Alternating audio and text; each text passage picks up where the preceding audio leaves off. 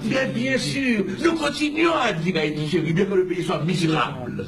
Quantité de gens se disent, il vaudrait mieux vivre à l'étranger.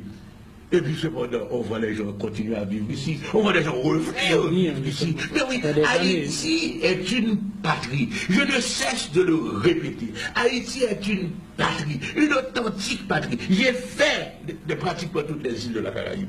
Vous savez que j'étais pendant 5 ans près directeur de l'Institut des Relations Internationales de l'Université of the West Indies. Et à ce titre, mon institut couvrait l'ensemble de la Caraïbe anglaise. Arrivé là, je l'ai étendu à la Caraïbe hispanophone et francophone. Eh bien, imaginez-vous qu'à la faveur de ces voyages dans les différentes îles, j'ai tâté le sentiment national. Nulle part, le sentiment national n'a l'intensité et la qualité du sentiment national haïtien. Je ne le dis pas parce que je suis haïtien, mais c'est un fait. Notre histoire nous a marqués. Notre histoire nous a identifiés. Et si aujourd'hui nous sommes si malheureux, c'est parce que nous nous rendons compte que nous sommes des êtres déchus par rapport à ce que nous devrions être. Mon grand-père, en mourant, juste avant de mourir, la veille de sa mort, c'est le journal Le Soir qui rapporte ces mots, et Roger Gaillard l'a cité aussi. Mon grand-père écrivait de sa main de mourant, il devait mourir quelques jours plus tard, il disait « Haïti, patrie chérie, des fils dégénérés t'ont trahi. » Des fils dégénérés t'ont trahi. C'est ça le problème. Nous sommes, je ne parle pas de tel individu qui peut briller, qui peut être un homme extraordinaire sur la scène internationale. Excusez-moi, je sais ce dont je parle. Mais c'est pas de ça qui est important. C'est collectivement où est-ce qu'on en est. Et nous sommes des dégénérés de la situation présente, dans les conditions présentes. C'est la raison pour laquelle il faut changer la situation présente, il faut changer les conditions présentes pour que nous permettions aux Haïtiens de révéler leurs valeurs. Mais il faut à tout prix remonter la pente. Écoutez, ne désespérons pas. J'aime dire deux choses. D'abord, dans les morts des collines d'Haïti, combien de petits Christophe sont là qui n'ont pas la chance de devenir des petits Christophe à cause du système social, qui ne leur donne pas cette chance. Oui, il faut créer un autre système social qui crée l'égalité des choses. À ce moment-là, chacun prend cette chose. Dans les mondes, il y a des petits Christophe qui attendent. Il y a des petits qui sont de verdure qui attendent. Il y a d'autres, il y a des hommes de valeur, il y a des firmins qui attendent. Dans les mondes, à l'heure actuelle, on n'en donne pas, la société ne donne pas leur chance. Je dis dans les mondes, évidemment dans la ville, dans la bourgeoisie aussi, attention, moi je ne suis pas sectaire. Je dis que partout il y a de la valeur, partout il y a de la compétence, partout il y a de l'honnêteté. Ne faisons pas de sectarisme en excluant telle catégorie sociale des possibilités qu'Haïti referme pour son développement. C'est la première chose. Mais deuxièmement, regardez les Haïtiens quand ils ont la chance d'aller dans un autre pays.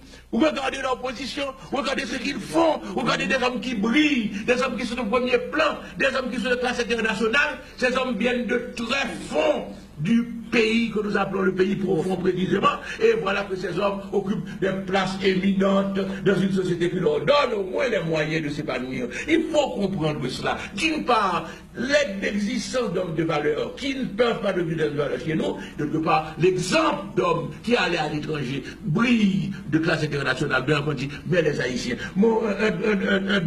Un professeur de Sorbonne, François Chevalier, qui m'aime beaucoup, il vient de faire une nouvelle édition de son livre, il m'a cité sur 5 pages. Il va citer, c'est dire comment il m'aime. Et bien imaginez-vous que cet homme me disait, mais Haïti, mais pour moi, je ne connais pas Haïti, je ne connais pas beaucoup les Haïtiens, mais pour moi, c'est que je vais dans une organisation internationale, je trouve les Haïtiens, je vais dans les universités du monde, je trouve les Haïtiens, je dis, mais quel est ce phénomène? Deux pays qu'on classe le dernier du continent, deux pays qui a le niveau de vie le plus bas de l'Occident américain, deux pays qui est 157e au point de vue des indices de développement humain, le pays qui est le seul pays moins avancé du globe sur le continent américain, et cependant, quand je vais dans les universités du monde, je trouve des professeurs éminents haïtiens, quand je vais dans les universités internationales, je trouve de hauts fonctionnaires compétents et brillants haïtiens.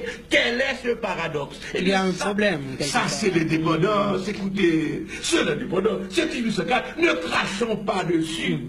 Ne crachons pas dessus. 1804 nous a permis d'être libres. 1804 nous a permis de nous autonomiser. 1804 nous a permis de développer ce que j'ai appelé, de mots restrictifs, mais de mots quand même beaux, des échantillons de qualité.